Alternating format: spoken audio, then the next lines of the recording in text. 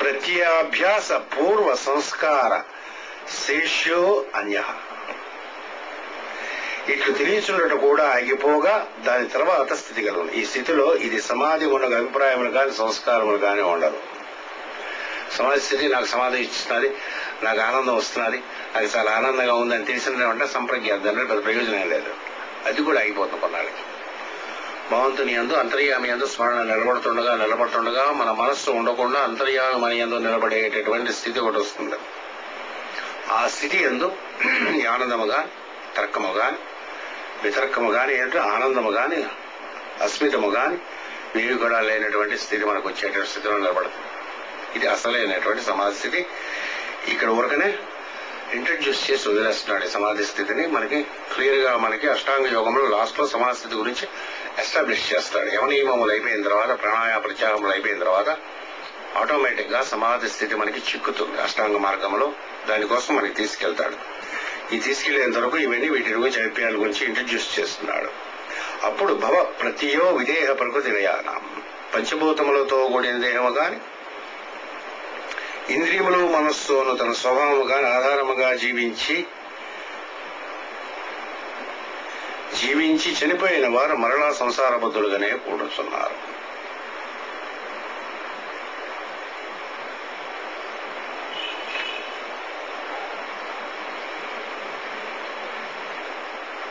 ఇలాంటి సమాస్థితి వచ్చినా సరే దేహము విదేహులు అంటారు. విదేహులు అంటే దేహం లేనటువంటి వారు. దేహం వదిలిన తర్వాత మళ్ళీ దేహం తీసుకున్న తర్వాత మళ్ళీ ఆ లక్షణములతో పుడతారు. సంప్రజ్ఞాతమైనటువంటి సమాధి స్థితి వచ్చినటువంటి వారు.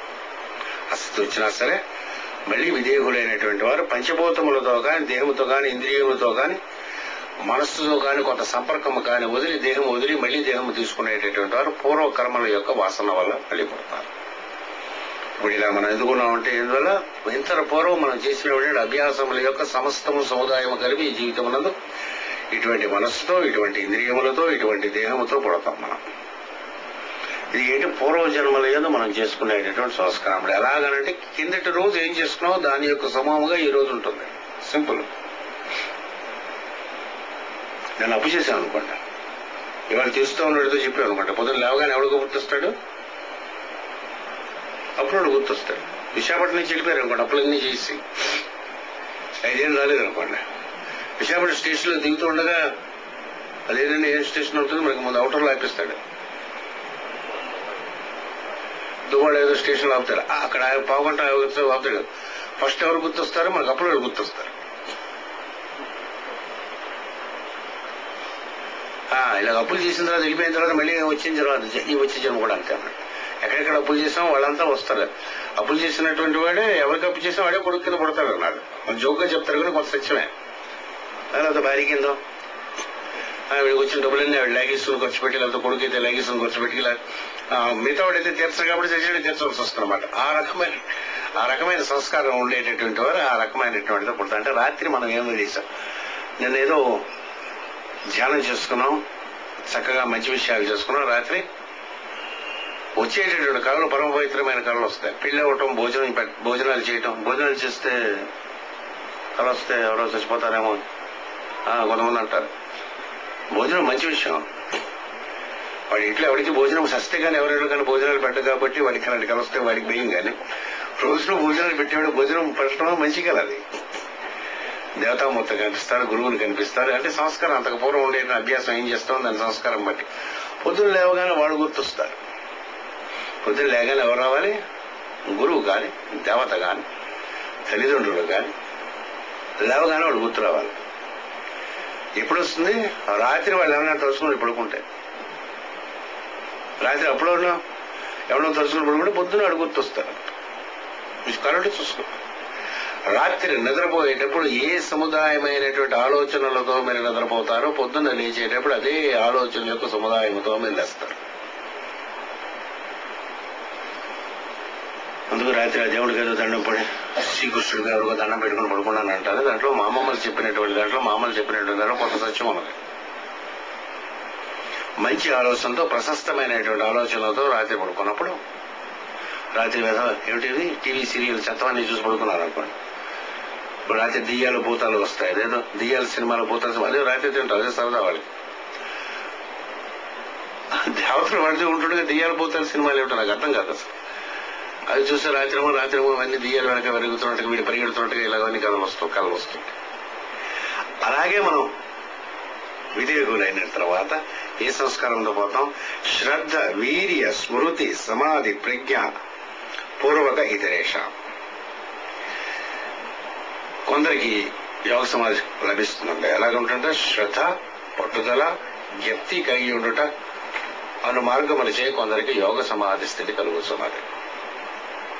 కొందరు శ్రద్ధ వహించి చేస్తూ ఉంటారు, కొందరు పట్టుదల, వీర్యం అంటే పట్టుదల చేస్తూ ఉంటారు, కొందరేమో స్మృతి అంటే జ్ఞప్తి కలిగినటువంటి దాని గురించి మార్గంలో చేస్తూ ఉంటారు. సమాధి స్థితి వాళ్ళకి దొరుకుతూ ఉంటుంది. మరికొందరట ఇవన్నీ పెద్ద రాసుకోకర్లేదు, అంటే ఎగ్జాంపుల్స్ మన గురించి చెప్తున్నాడు ఆయన. తీవ్ర సంవేగాన ఆసన్న అంటే తీవ్రమైన సందేశం మరి ఒక ధరణ లేకుండా వాళ్ళు కూడా సమాధి వెంటనే సమస్థితి రావడానికి ఇవన్నీ కారణాలు ఆయన చూపిస్తూ ఉన్నాడు అన్నమాట. అదే తీవ్రంగా ఒకటి కానీ మనం ఆలోచిస్తూ ఉండేటప్పుడు తీవ్రం ఉద్వేగమైనటువంటి దాని వల్ల కూడా అప్పుడప్పుడు సమాధి స్థితి కలుగుతుంది. రామకృష్ణ పరమహంస చెప్పినట్టుగా వాడు అమ్మవారు ఎలా కనిపిస్తుందని అడిగాట. నీకు ఈత వచ్చా అని అడిగి రాదనట. ఒక నీళ్ళు తోసేట. అమ్మో అమ్మో అమ్మో అనేది చెట్టు ఒకటి ఈత రాజుగా సస్తాడేమో కదా, ఈయన తీసేట. ఈయన బాగా ఈత వచ్చాయి. ఇప్పుడు వచ్చేది కూడా అలా కానీ అమ్మవారిని కానీ అలిస్తే అమ్మవారు కనిపిస్తుంది అన్నట్టు.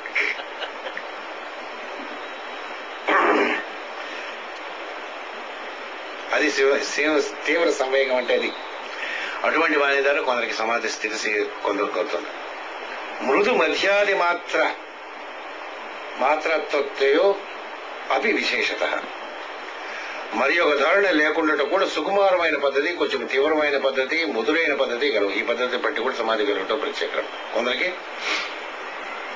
పూర్వం ఉండేటటువంటి జన్మలను బట్టి ఉంటుంది సార్. పూర్వజన్మ ఎందుకంటే అభ్యాసం కానీ చేస్తే వాడికి ఈ యోగము నుంచి నచ్చేటటువంటిది చిన్నప్పుడు 7 ఏళ్ళు 10 ఏళ్ళప్పుడే ఇటువైపు మార్గం మరిపోతుంది. వాడు చేసేటువంటి సాధన అతి సుకుమారంగా, హాయిగా, హ్యాపీగా ఉంటుంది. కొందరికి వైలెంట్ గా ఉంటుంది.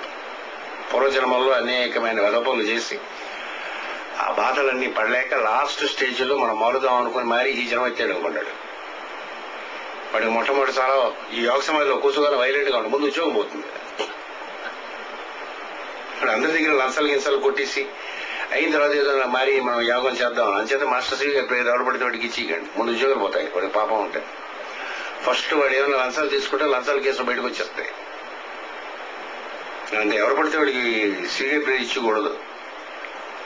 ఆ యోగం కూడా అలాంటిది. మొట్టమొదటి యోగము ప్రాణాయామం అనేటటువంటి అతి పవిత్రమైన తర్వాత నేర్పిస్తాం. ఆ ప్రాణాయామం చేసేటప్పుడు ముందు అంతకు పూర్వం క్షరణమై ఉండాలి. కొందరు చాలా మంచివారు ఉంటారు, వారికి ఏమో ఎప్పుడు ఏది కలిసి రాదు. వారికి యోగాభ్యాసం కానీ మాస్టర్ గారు ప్రియ కలిసి కానీ ఇంట్లో కలిసి రావడం మొదలుపడుతుంది. హాయిగా ఒకటి ఇచ్చుకోవడం మొదలుపడుతుంది. మన ఇంట్లో ఒక్కొక్కటి కలిసి రావడం మొదలుపడుతుంది. కొందరు ఇంట్లో ఇలా ఊపేస్తుంది. కొందరికి మంచి రకంగా ఉంటుంది. ఈ సమాధి స్థితి రావటం కూడా రకరకములైనటువంటి స్థలం ఉంటాయి. మృదువైనటువంటి భాగం, మధ్యము, అది మాత్రం తీవ్రమైనటువంటి ముదురైన పద్ధతులు ఉన్నాయి. ఈ పద్ధతులు బట్టి వాళ్ళు కూడా సమాధి కలుగట్లో ప్రత్యేకతలు ఒక్కొక్కటి ప్రత్యేకతలు. బాగా హాయిగా ఏంటుంటుంది, నేల కానీ మనసు కానీ ఏదైనా ఇచ్చినటువంటి దాంట్లో పడుకోరా అని దేవుడు చెప్తే ఏం పడుకుంటారు వాళ్ళు? ముళ్ళు ఉన్న మ్యాట్లు తెచ్చుకుని దాన్ని పడుకుంటారు కొందరు. మీకు చూపిస్తాను సాధన చేసేది. 5 చుట్టూ 5 అగులులు పెట్టుకుని ఆ మధ్యలో కూర్చుని అలా వేసంకాలంలో మొండి గంటలో కూర్చుని వదిలి వేపు దాని మీద తపస్సు చేస్తారు ఉంటారు. కొందరేమో నాయకులనేమో త్రిశూలం పుట్టుకొచ్చి ఇందులో